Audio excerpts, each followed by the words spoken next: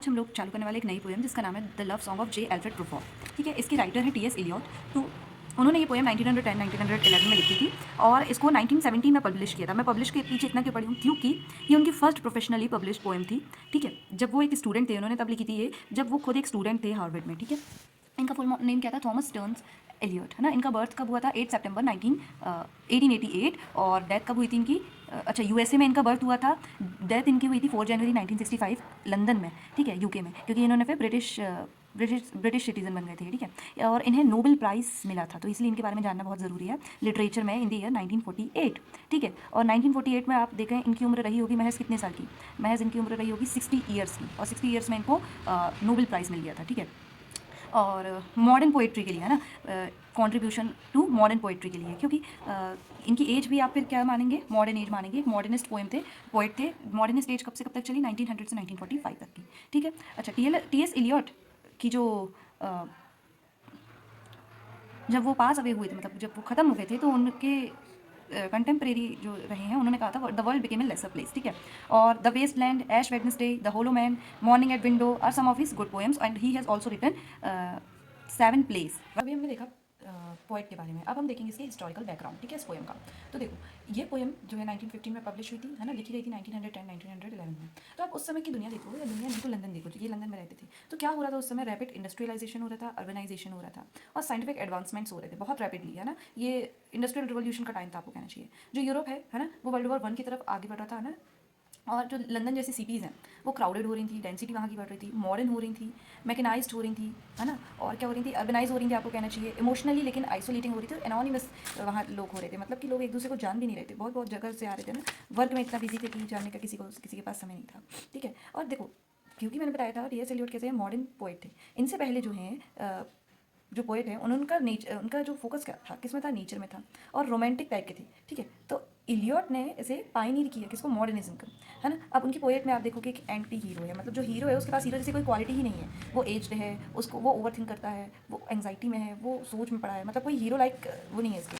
आगे आप अगर पोएम में पढ़ोगे तो आप पाओगे वाइड वर्ल्ड लिखा है, मतलब कि टेलीफोन कम्युनिकेशन लाइंस जो है बिछ रही थी, येलो फॉग मतलब इंडस्ट्रियलाइजेशन की वजह से एटमॉस्फेयर ख़राब हो रहा था ना, hall deserted, half deserted streets, cheap hotels, psychological exploration, मतलब वो बहुत आइसोलेटिंग, है ना, महसूस कर रहे थे, आइसोलेटेड महसूस कर रहे थे, एंग्जाइटी, है ना, एलियनेशन, मतलब वहाँ कोई जान नहीं रहा है आपको, अलग अलग लग रहा है आपका। और यहाँ पे क्लासिस्टिक सोसाइटी डेवलप हो रही थी, टी पार्टी कल्चर से हमें पता चलता है। तो मतलब हम लोग जब पोएम पढ़ेंगे तो हमें पता चलेगा कि तो कहाँ से आता है इसका रेफरेंस, 1910 और 1915 के लंदन से आता है इस पोएम का रेफरेंस। ठीक है, लिटरेरी कॉन्टेक्स्ट देखें अगर हम, तो देखो ये एक ड्रामेटिक मोनोलॉग है। ठीक है, जिसको यूज़ कौन करते थे, रॉबर्ट ब्राउनिंग करते थे।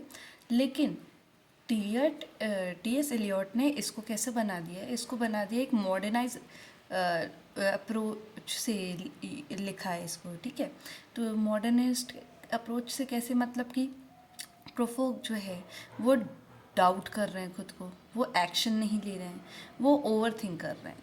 ठीक है, तो ये एक ड्रामेटिक मोनोलॉग से एक साइकोलॉजिकल मोनोलॉग बन गया। ठीक है, और दांतेस एपिग्राफ इन्फर्नो जो है कि एपिग्राफ इसमें यूज़ की गई है, मतलब फर्स्ट जो है एपिग्राफ, मतलब आप माने कि जो शुरू की 2-3 लाइन्स हैं, है ना, उसको दांतेस इन्फर्नो से लिया गया है। अब क्यों लिया गया है इसको हम आगे समझते हैं।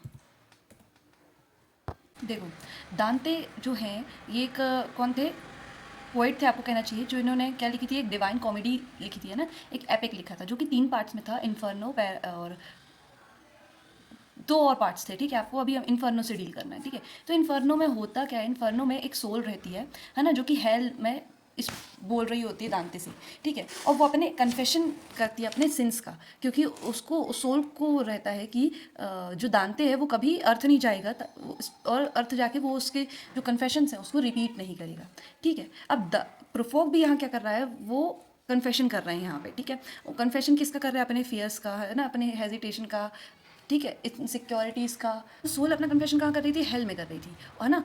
और जो ये प्रूफोक है वो कहाँ है, अपने मेंटल हेल्थ में। अब इनका मेंटली वो हेल्थ में क्यों है, क्योंकि वहाँ मतलब मेंटली वो क्या कर रहे हैं, ओवर थिंक कर रहे हैं। उनको फियर है अंदर से रिजेक्शन का, उनको कोई रिजेक्शन का फियर है, ठीक है। उनके दिल में कोई भी होप नहीं है कि मैं ऐसा कन्फेस करता हूँ तो मेरी जो लवर है इसको मान जाएंगी, है ना, ऐसे कन्फेशन को मान जाएंगी, प्रपोजल को मेरे मान जाएंगी। उनको सोशल एंग्जाइटी है, स्पिरिचुअली वो बहुत एम्प्टीनेस महसूस कर रहे हैं, और वो ट्रैप हो चुके हैं अपने माइंड के अंदर। इसलिए उनका माइंड एक हेल की तरह जो है वो बिहेव कर रहा है। और सोल जो है वहाँ पे मतलब जो इन्फर्नो में सोल है वो एक्सपोजर से फियर करती है। ऐसे ही प्रूफोक भी क्या करते हैं, जजमेंट से फियर करते हैं, है ना। उनकी कौन सी लाइन में पता चल रहा है, वो क्या बोलते हैं कि उन लोग क्या कहेंगे, he how his hair is growing thin, ना कि उनके बाल थिन कैसे हो रहे हैं, पतले कैसे हो रहे हैं, झड़ कैसे रहे हैं। तो वो डरे हुए हैं कि लोग क्या सोचेंगे। तो इसलिए जो है दांतेस का एपिग्राफ जो है यूज़ हो रहा है इसमें। अब हम पोएम की सेटिंग देखेंगे तो देखो सबसे पहले कौन सी है, एक फिजिकल सेटिंग यहाँ पे मौजूद है। हमने पिछली वीडियो में देखा था कि हमने जब कौन सी पोएम पढ़ी थी, हमने शराय कंपेयर दी टू ए समझती, उसमें कोई फिजिकल या फिर कोई स्पेशल या कोई टेम्पोरल या फिर कोई कैरेक्टर की बात नहीं थी, लेकिन यहाँ पे है ऐसा, ठीक है। तो यहाँ पे अर्बन सेटिंग है और कैसा अर्ली 20th सेंचुरी का लंदन। हालांकि इसमें लंदन का नाम नहीं यूज़ हुआ है, लेकिन लंदन दिखाया गया है क्योंकि सिटी कैसी हाफ डिजर्टेड है, येलो फॉग है ना, स्ट्रीट्स हैं, नैरो स्ट्रीट्स हैं, है ना, चीप होटल्स हैं, सॉडस्ट रेस्टोरेंट्स हैं। तो ये सब हमें सिटी के बारे में बताते हैं कि सिटी क्या है, अर्ली मॉडर्निज्म स्टेज पे है अपने, अर्ली अर्बनाइज्ड स्टेज पे है अपने, ठीक है। और क्या है, लेकिन देखो ये सब होने के बावजूद भी सिटी में कैसा है, आइसोलेशन है, एनोनिमस है सिटी, है ना, एम्प्टीनेस है सिटी। मॉडर्न अर्बन लाइफ की यहाँ पे एम्प्टीनेस को, एनोनिमस सिटी को, आइसोलेशन को बताया गया है, ठीक है, कि ये इमोशनली कितने आइसोलेटेड है, इमोशनली कितने एम्प्टी हैं, है ना, स्पिरिचुअली कितने एम्प्टी हैं ये, ठीक है। अब टाइम सेटिंग की बात करें तो ये टाइम जो है इवनिंग, अक्टूबर इवनिंग में बताया गया है। देखो अब मैंने लास्ट वीडियो में आपसे चर्चा की थी कि समर ही क्यों, और यहाँ पे मैं चर्चा करूँगी कि अक्टूबर और इवनिंग ही क्यों। इवनिंग मतलब दिखाते देखो, नाइट मतलब या फिर आपको कहना चाहिए ठंड मतलब होता है कि किसी भी चीज़ का अंत होना, डेथ होना। लेकिन अगर आप देखें इवनिंग का मतलब, और जो आपको कहना चाहिए ऑटम का मतलब क्या होता है, किसी भी चीज़ का ढलना, उम्र का ढलना, है ना। यहाँ पे क्या दिखा रहे हैं, डिक्लाइनिंग एज दिखा रही है, लॉस ऑफ वाइटैलिटी दिखा रही है, और इमोशनल वियरनेस दिखा रहा है ना, मतलब कि चीज़ें ढल रही हैं यहाँ पे, ठीक है। चाहे वो एज हो राइटर की, है ना, मतलब जो प्रोटैगनिस्ट है उसकी, चाहे उसकी वाइटैलिटी हो, चाहे उसकी ब्यूटी हो, यूथ हो, ठीक है, वो सब ढल रहा है। सोशल सेटिंग देखें आप तो मिडिल क्लास सोशल गैदरिंग्स चल रही हैं, टी पार्टीज वगैरह चल रही हैं, है ना, ड्राइंग रूम है। अगर आप लोकेशन स्पेसिफिक सेटिंग की बात करें तो, ठीक है, फॉर्मल कन्वर्सेशंस चल रही हैं वहाँ पे, है ना, रिपीटेड लाइंस, कुछ रिपीटेड लाइंस है, कुछ वुमेन्स किसकी बात कर रही हैं, कैरेक्टर की बात कर रही हैं, ठीक है। और ये सब हाईलाइट करता है किसको, मतलब आपको सेटिंग का भी हाईलाइट देखना है ना। अर्बन सेटिंग किसको हाईलाइट करती है कि जगह तो बड़ी, जगह मॉडर्न हो रही है लेकिन लोग अंदर से खाली हो रहे हैं। टाइम सेटिंग किसको रिप्रेजेंट कर रही है, हाईलाइट कर रही है कि भाई वो चीज़ जो है ढल रही है। सोशल सेटिंग किसको की हाईलाइट कर रही है, एक सुपरफिशियल सोशल कल्चर को, है ना। और इससे क्या हो रहा है, प्रोफोक का एक डिस्कम्फर्ट है, जिससे उन्हें सोशली लोग क्या सोचेंगे, सोशली लोगों के जजमेंट से बहुत एंग्जाइटी हो रही है, ठीक है। लोग यहाँ पे बन तो बड़े रहे हैं, कैसे बन रहे हैं कि बड़े क्लासिस्ट टाइप के बन रहे हैं लोग, है ना, लोग ऊपरी दिखावा कर रहे हैं, आपको कहना चाहिए, ठीक है। फिर साइकोलॉजिकल सेटिंग की बात करें तो बहुत सारी जो पोएम है वो हेड में ही हो जाती है, इनसाइड प्रोफोक्स माइंड में ही हो जाती है ना, कि प्रोफोक जो है खुद से बात करते हैं, इसलिए हम इन्हें कह रहे हैं मोनोलॉग ही, ठीक है, साइकोलॉजिकल मोनोलॉग है कि ये जो पोएम भी है वहाँ भी कहाँ अकर कर रही है, मोस्टली प्रोफोक के मन में अकर कर रही है ना। एक्सटर्नल सिटी जो है फेड कर जाती है into memories, fears, imagine, judgement, है ना। Mental setting anxiety, self consciousness और पैरालिसिस से। फिर सिंबॉलिक सेटिंग की बात करें हम तो द फॉग एंड स्मोक क्या रिप्रेजेंट कर रहे हैं, कन्फ्यूजन को, ब्लरनेस, ब्लर कर देते हैं फॉग और स्मोक, है ना।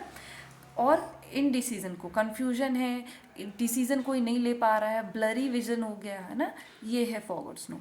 और द सी एंड मरमेड्स जो कि लास्ट में आएंगे वो बता रहा है इस्केप इनटू फैंटेसी, रियलिटी से हम फैंटेसी की तरफ चले गए हैं, है ना। क्योंकि ये सब क्या है, मरमेड्स क्या अनरियल है ना, ड्रीम है आपको कहना चाहिए। तो सोशल रियलिटी से फैंटेसी की तरफ ये स्केप के तौर पे काम आ रहे हैं, ठीक है। तो हमने देख लिया ये सेटिंग। अब हम देखेंगे line by line explanation of the poem.